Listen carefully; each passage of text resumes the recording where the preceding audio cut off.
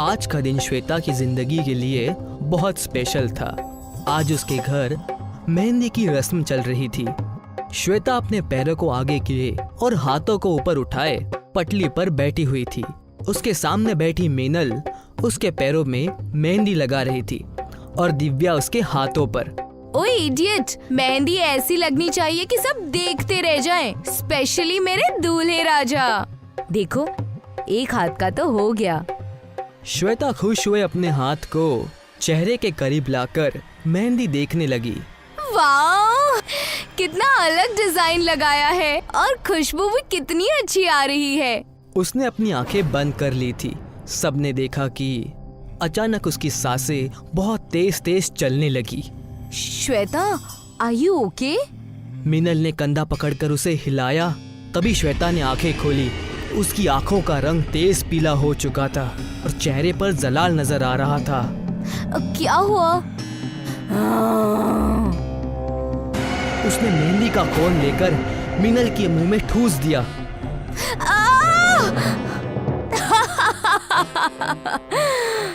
मेहंदी मुबारक हो। ऐसा कहकर वो दिव्या पर नाखूनों से हमला करने लगी।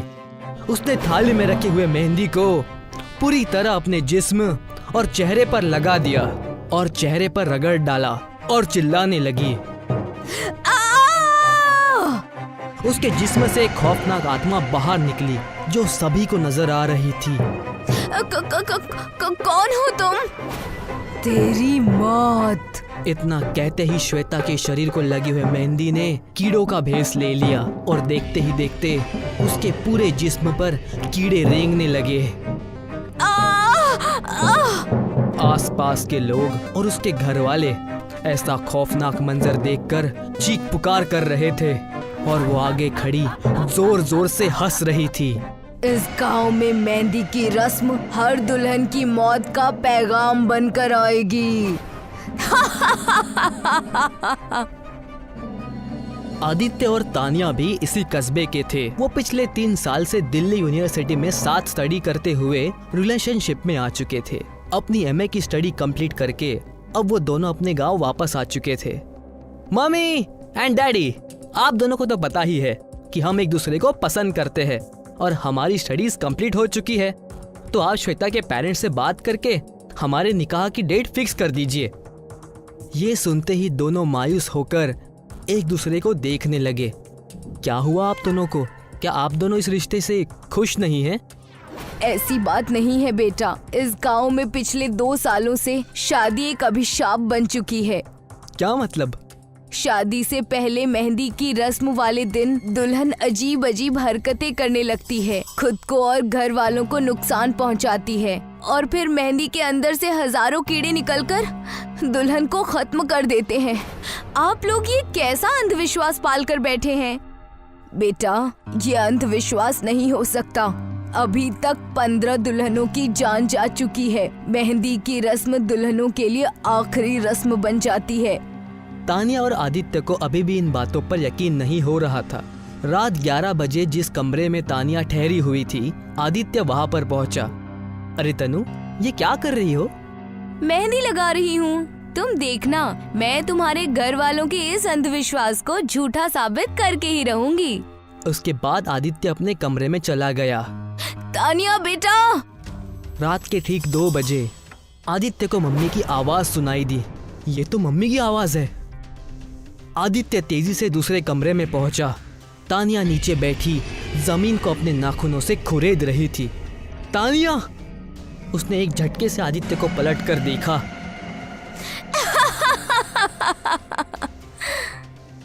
तभी आदित्य ने टेबल से पानी का जग उठाया और उसका हाथ जग के अंदर डाल दिया। तेज चीख के साथ तानिया के जिस्म से खातून निकलकर सबके सामने आ गई। अभी तो छोड़ रही हूँ, लेकिन अब मेहंदी लगाई तो फिर से वापस आऊंगी। ऐसा कहकर वो हवा में गायब हो गई।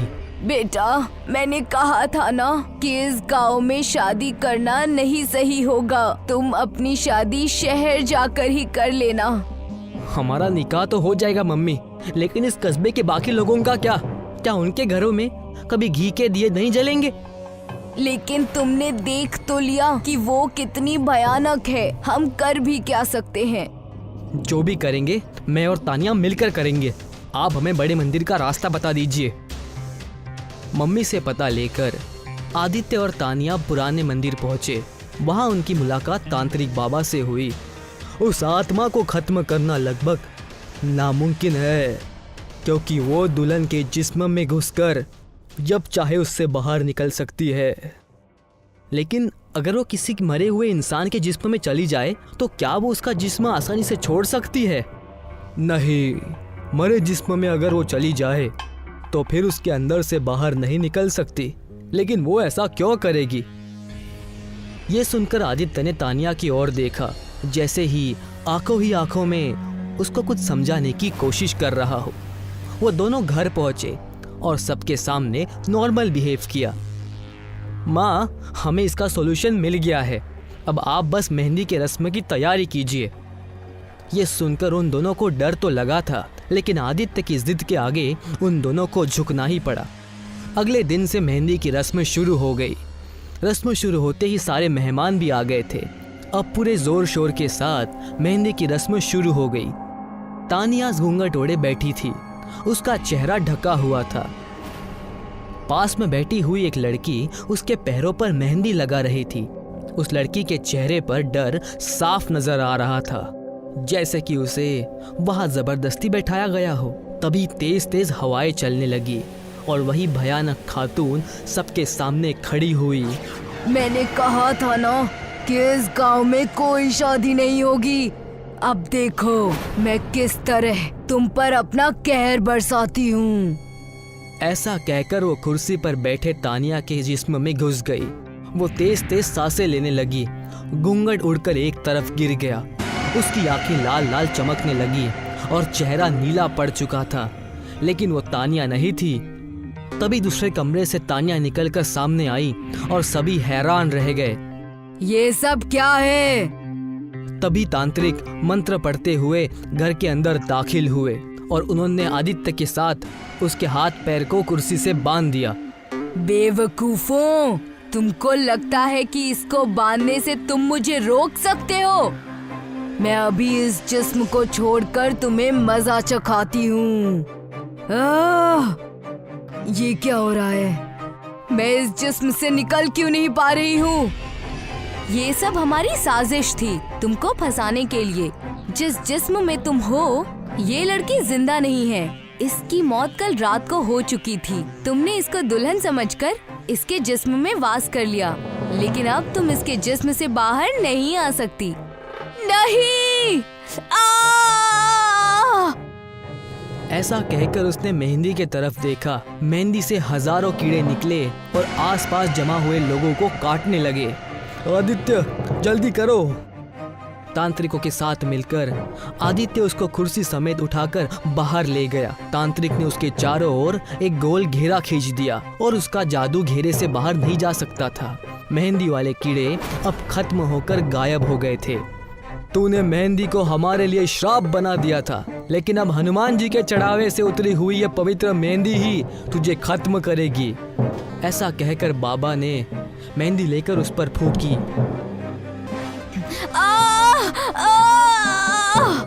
फिर आदित्य ने जेब से लाइटर निकालकर चला दिया। जय हनुमान ज्ञान गुण सागर, जय कपीसति लोक उजागर, भूत पिशाच निकट नहीं आवे, महावीर जब नाम सुनावे। ऐसा कहकर उसने लाइटर उसकी गोद में फेंक दिया।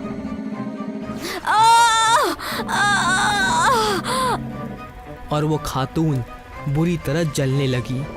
अगले ही दिन उन्होंने धूमधाम से मेहंदी की रस्म पूरी की और पूरा कस्बा मेहंदी वाली खातून के खौफ से आजाद हो गया।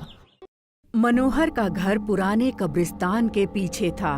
वो रोज उस कब्रिस्तान को पार करके ही अपने काम पर जाता था। मनोहर के घर की छत से वो कब्रिस्तान अच्छी तरह से दिखता था। मनोहर के 2 बच्चे थे और दोनों ही बहुत शैतान थे। बड़े बेटे का नाम रॉकी और छोटे बेटे का नाम विकी था। एक बार गर्मी की छुट्टियों में रॉकी और विकी की बहन सोनिया भी आई हुई थी। तीनों मिलकर रात के 12:30 बजे एक कमरे में ट्रूथ एंड डेयर खेल रहे थे। बोलो सोनिया, तुम ट्रूथ लोगी के डेयर? मैं अगर डेयर लूंगी तो तुम लोग मुझसे कुछ खतरनाक करने को तो नहीं कहोगे ना? अब वो हम कैसे बता सकते हैं, तुम कह कर देख लो।